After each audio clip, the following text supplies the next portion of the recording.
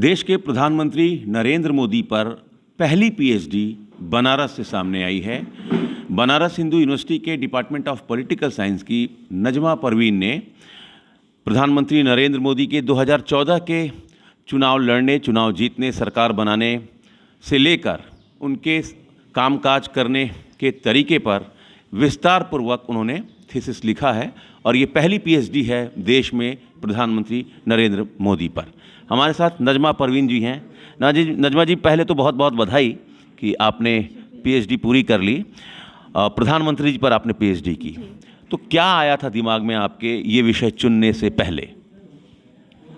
देखिए, ये विषय चुनने से पहले दिमाग में तो बहुत सारी चीज़ें चल रही थी, लेकिन जब हमने इस टॉपिक को चूज़ किया तो उसमें सबसे अहम भूमिका मेरे गुरु विशाल भारत संस्थान के संस्थापक अध्यक्ष डॉक्टर राजीव कुमार श्री गुरु जी ने निभाई, क्योंकि उनका ये मानना था कि सभी लोग सब चीज़ पे पीएचडी कर रहे हैं, शोध कार्य कर रहे हैं, लेकिन जो देश की दिशा और राजनीतिक चीज़ें बदल रहा है उस पर भी कुछ काम होना चाहिए।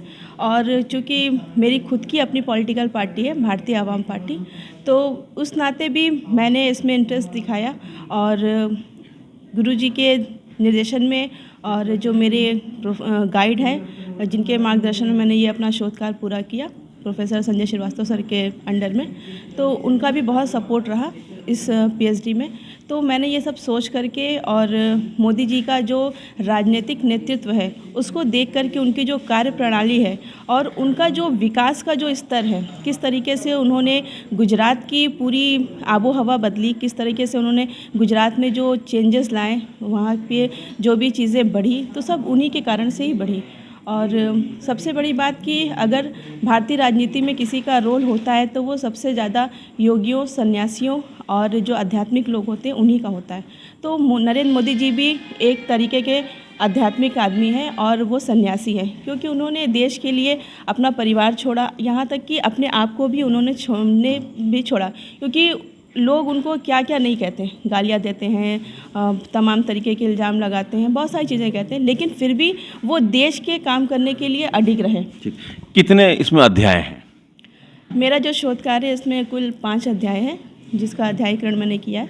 पहले की राजनीति को पहले मैंने लिया है, नेहरू के समय की राजनीति है पूरी, कि कैसे नेहरू परिवार सत्ता में आए, फिर उसके बाद कैसे वंशवाद चला, फिर किस तरीके से वंशवाद का अंत होने के लिए जो विरोधी दल थे, जो और लोग थे, क्योंकि उस समय एकदम अन्याय, भ्रष्टाचार, बेरोजगारी सब कुछ एकदम चरम सीमा पे थी। तो इन सारी चीज़ों को लेकर के जो विरोधी दलों ने कांग्रेस के विरोध में जो काम किया और एकजुट होकर के जो फिर से सारा काम किया और नई सरकार बनी देश में, तो उसका भी पूरा वर्णन मैंने किया है। फिर उसके बाद मोदी जी का पूरा जीवन परिचय है और साथ ही साथ जो उन्होंने गुजरात में जो विकास कार्य किया है उसके बारे में मैंने पूरी चर्चा की है।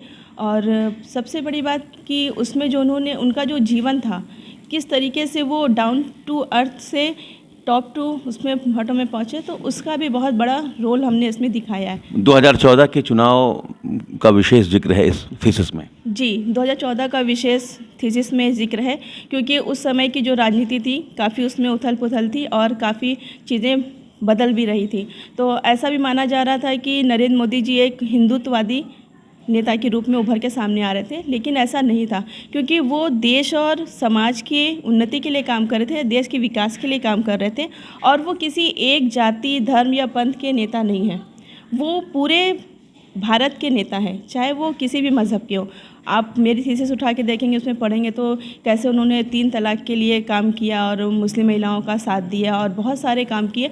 तो इसमें मैंने मुस्लिम महिला फाउंडेशन की नेशनल सदर नाज़रीन अंसारी जी का भी जिक्र किया कि कैसे मुस्लिम महिला फाउंडेशन ने काम किया महिलाओं के बीच में जा कर के, और काफ़ी संख्या में बनारस से मुसलमानों ने उनको वोट दिया और वो जीत करके सामने आए। चलिए, तो पहली थीसिस प्रधानमंत्री नरेंद्र मोदी जी पर बनारस हिंदू यूनिवर्सिटी के पॉलिटिकल साइंस डिपार्टमेंट की नजमा जी ने पूरी कर ली है। चूँकि खुद भी ये भारतीय आवाम पार्टी की अध्यक्ष हैं, एक पॉलिटिकल पार्टी का इन्होंने गठन भी किया है, तो ये अपने आप में बेहद चौंकाने वाला तथ्य भी है कि प्रधानमंत्री नरेंद्र मोदी पर पहला थीसिस जिसने लिखा वो मुस्लिम कम्युनिटी से मुसलमान है।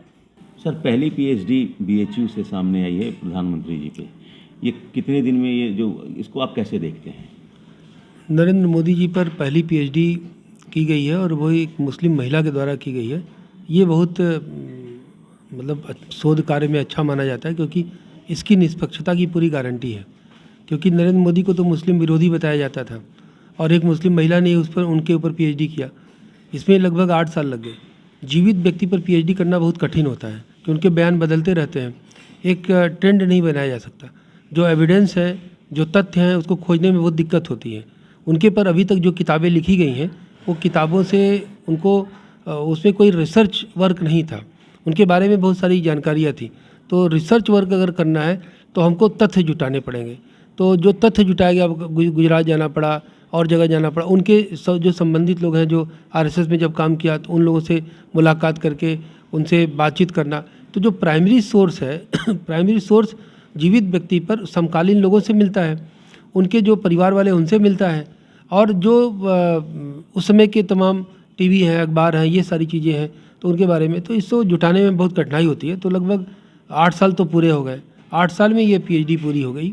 और पीएचडी का जो फोकस था वो फोकस था कि 2014 में नरेंद्र मोदी, जिनको कि मुस्लिम विरोधी बताया जा रहा था और हिंदुत्व का चेहरा बताया जा रहा था, वो भारत जैसे इस देश में जीते कैसे। और वो भी ऐसे नहीं जीते कि गठबंधन की ज़रूरत पड़ी, ऐसे जीते कि भारी बहुमत उनकी खुद की मिल गई। और जीतने के बाद उन्होंने जो काम किए वो किस तरह से काम कर रहे थे, उनके घर परिवार में क्या स्थिति थी, उनकी सिचुएशन क्या थी।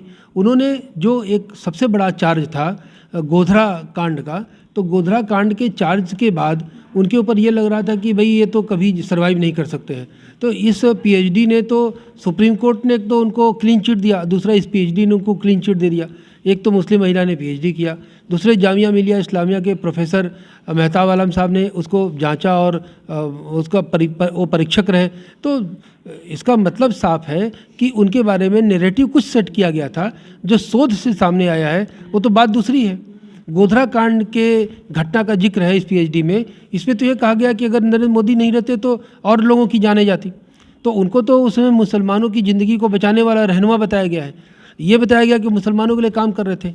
ये बताया गया कि वो गुजरात में जिस तरह से मुसलमानों के लिए जो प्राइमरी बुनियादी सुविधाएं हैं उसको उन्होंने देने का काम किया। तो देश में यही संदेश गया ना कि अगर वो बुनियादी सुविधाएं कोई दे सकता है तो नरेंद्र मोदी दे सकते हैं। इसका मतलब है कि कांग्रेस की हुकूमत ने 75 साल तक लोगों को मूर्ख बनाया, बुनियादी सुविधा तक के लिए तरसा दिया, सड़क हो, बिजली हो, पानी।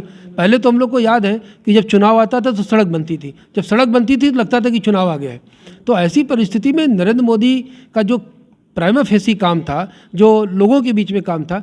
दूसरी चीज़ कि जो नेता थे वो नेता जातियों के नेता हैं, वो चाहे मुलायम सिंह यादव हों, लालू प्रसाद यादव, इनके पर जो रिसर्च करेगा वो उसी जाति का व्यक्ति कर सकता है।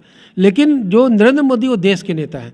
तो जो आज़ादी के पहले के जो लीडर थे, चाहे सरदार वल्लभ भाई पटेल हो, नेताजी सुभाष चंद्र बोस हो, गांधी जी रहे हों, और लोग रहे हों, लाल बहादुर शास्त्री रहे हों, इनके बाद जो इस कड़ी में अगर कोई नाम जुड़ा तो नरेंद्र मोदी का नाम जुड़ा। तो इसलिए काशी हिंदू विश्वविद्यालय जैसे महानतम यूनिवर्सिटी में अगर नरेंद्र मोदी के ऊपर रिसर्च होता है और रिसर्च में मुस्लिम छात्रा अगर रिसर्च करती है तो ये नरेंद्र मोदी के लिए क्लीन चिट नहीं है, नरेंद्र मोदी के लिए क्लीन स्वीप है कि उनको बता दिया गया कि अगर कोई राष्ट्र नेता है तो नरेंद्र मोदी है। इस थीसिस से यही निष्कर्ष निकल करके सामने आया है।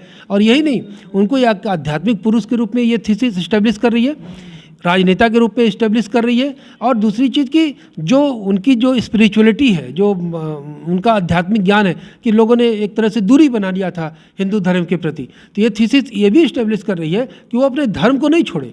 वो वोट के लिए उन्होंने धर्म को छोड़ने का दिखावा नाटक नहीं किया, वो बल्कि भगवान का मंदिर बनवाया, राम मंदिर में भी उन्होंने मूवमेंट किया।